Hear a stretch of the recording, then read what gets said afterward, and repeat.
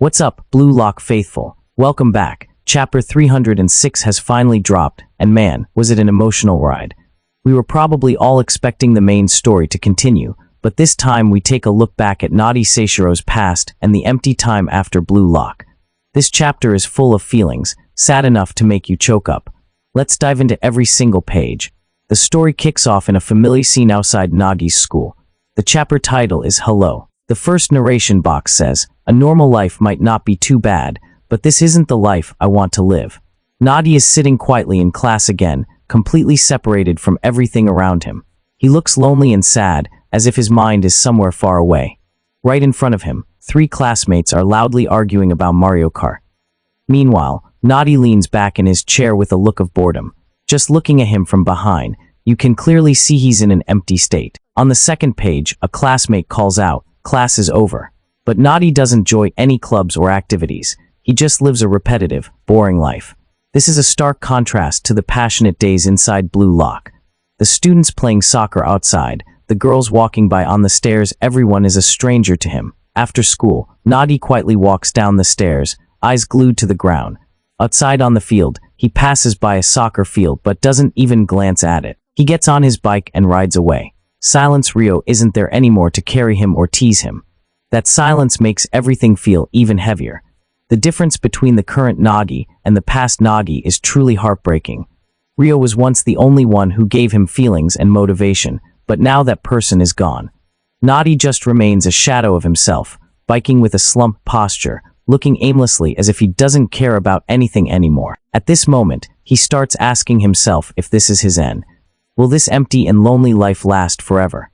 As these thoughts swarm in his head, Nagi starts pedaling faster. Although his face is expressionless, it's clear he's suffering. He wonders if he can find that fire that once made him burn brightly in Blue Lock. Losing that intense feeling and not knowing how to get it back, that's the most painful thing. Not because of failure, but because he has to start over after having reached the peak. He bows his head, speeds up, weaving dangerously close to cars on the road. Nagi tries to make sense of his feelings, but everything feels meaningless. The more he thinks, the more he regrets. He hates his current life. He wants to go back. He's willing to trade everything, his self, his reason, or whatever's left just for one more chance. Then, the image of Blue Lock appears, the familiar training facility situated on a hill. And yes, Nagi is back. Whether it's hope or illusion, he's standing there, looking up at the building with the Blue Lock symbol. He wants to meet his old self again, the person who lived fully for soccer. Nagi starts knocking on the door, yelling as if it's a friend's house.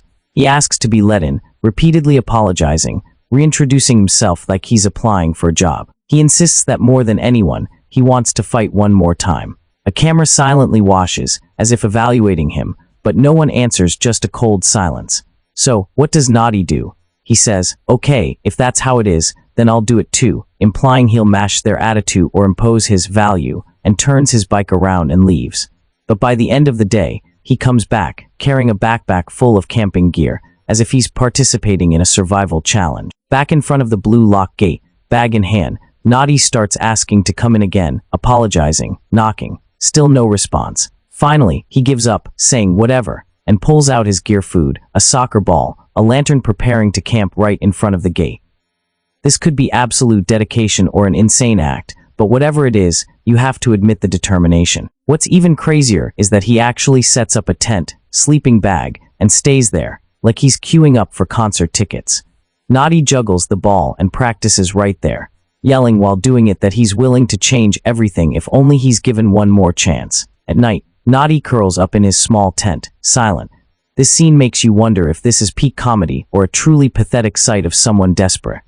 Let people camping outside games stop at 3 a.m. to buy Pokemon cards. The next time we see him doing something is when he climbs a tree just to look at a bug, a completely pointless action. After that, he tries to cook curry, but the result is so disastrous that he himself admits it's inedible. Clearly, Nagi doesn't know how to cook. But even so, he goes back to continuous training, ticking the ball at the Blue Lock door, while still asking to be let in.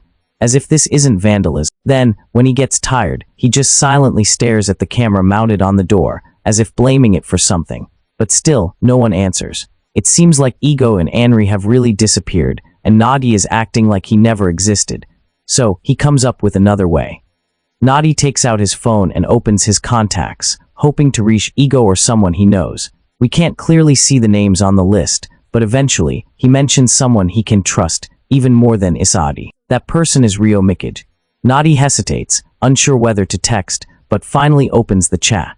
However, a notification pops up. This account no longer receives messages from you. That moment felt heart-shattering. This might be the most shocking frame in all of Blue Lock, perhaps even more than anything Kaiser has ever done. Nagi's face is completely hidden, but just seeing his posture is enough to know how much he's hurting, like being blocked by an ex right after sending an apology. Maybe Ryo just temporarily deactivated his account to focus on training, or there's another deeper reason. But either way, the message is clear. There's truly nothing left between Nagi and Ryo. To be fair, Nagi was the one who told Ryo to go his own way, and Ryo is just doing exactly that. Right at that moment, Anri appears in a completely inappropriate manner and without offering any comfort. Instead, she announces that Nagi is trespassing on private property because he is no longer an official Blue Lock player. If he doesn't leave immediately, they will call the police.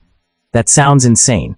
They train these kids to be obsessed with ego, then threaten to throw them in jail when they go too far.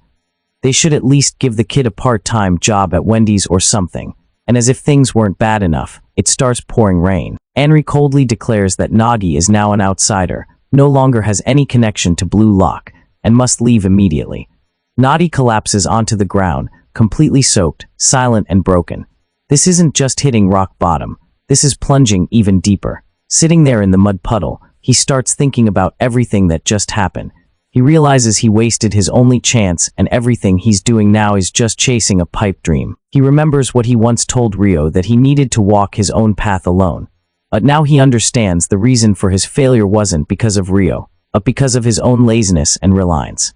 As always, full of regret, he punches himself in the face and curses himself for being stupid for thinking he could just come back and ask for another chance.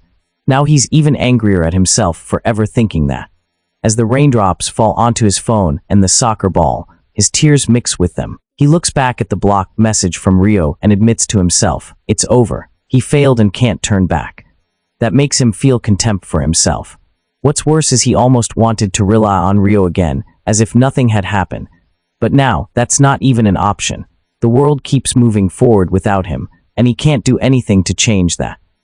Nagi once said he felt disgusted when Ryo blocked him, and this shows that this time the feeling is real. Then suddenly, his emotions explode. Nagi cannot accept this reality. He doesn't want to be left behind. In a fit of rage, he starts destroying everything around him, throwing things, kicking the tent, breaking everything from his gear to his snacks. All the emotions he'd suppressed for so long now pour out. He even punches the door repeatedly, yelling while punching that everyone else can change except him. The thought of being abandoned makes him unbearable. Under the heavy rain, he grits his teeth, his eyes full of anger and despair. He's unleashed all his emotions, showing how much this truly means to him. But perhaps it's too late for everything. And then, on the very last page, we see Nagi's hand bleeding from punching the door too hard. Behind him, a shadow appears, and that shadow is none other than Buratsuda, the chairman of the Japan Football Association. He's standing in front of Nagi with a smile, with one phrase, "Talo." He says this to the fallen genius. The text ending the chapter appears. Appearing in despair is the chairman of the Japan Football Association. Has he come to grant the grace of an angel, or the invitation of a devil? And that's the end of the chapter. We all predicted that Buratsuda would be the one to help Nagi come back, thanks to the hint on the cover page. So, if this really happens, it's pretty similar to what I'd predicted before. Nagi will return in a completely new way. Our lazy genius will be revived at the upcoming World Cup. If this is the beginning of a redemption arc for Nagi, I'm feeling both nervous and extremely excited to see what happens next, not just for Nagi but for Ryo too. Also, as usual, the next chapter, Blue Lock Chapter 307, is rumored to be titled BNY, and based on what we know now, this chapter will focus on Isagi's journey in Spain. Is he just going there to watch El Clasico and experience the soccer culture, or will he even be trained by Itoshi Issei himself? No matter what, if you want to stay updated on all things Blue Lock, don't forget to hit that subscribe button and turn on the notification bell to get the latest info from the channel. If you found this video helpful, don't forget to like, share, and leave your thoughts in the comments below. Peace out and see you in the next video on Otaku Wave Hub.